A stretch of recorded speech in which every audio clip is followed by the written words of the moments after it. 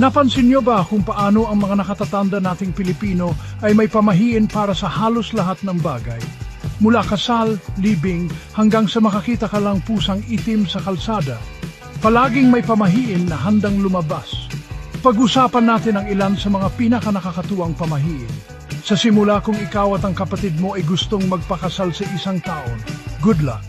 Sasabihin nila sa iyo na sukob yan at siguradong magdadala ng malas. Pero ito ang catch, sabi ng isang anthropologist, pera lang ang dahilan niyan.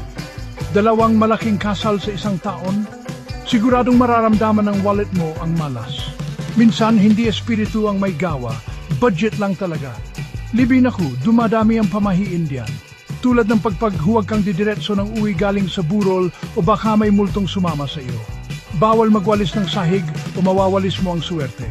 Kaya hayaan mo muna ang alikabok. At huwag na huwag kang magdadala ng pagkain mula sa burol maliban kung gusto mong malas ang maging takeout mo. At syempre mayroon ding classic makita ng itim asahan ng malas. Pero sa totoo lang, karamihan sa mga paniniwalang ito ay ginawa para panatilihin tayong ligtas, magalang o aminin na natin medyo matatakutin. Sumunod ka man sa mga pamahing ito o hindi, buhay mo yan, desisyon mo yan. Minsan, tungkol ito sa paggalang sa tradisyon. Minsan naman ay para sa kapayapaan ng isip.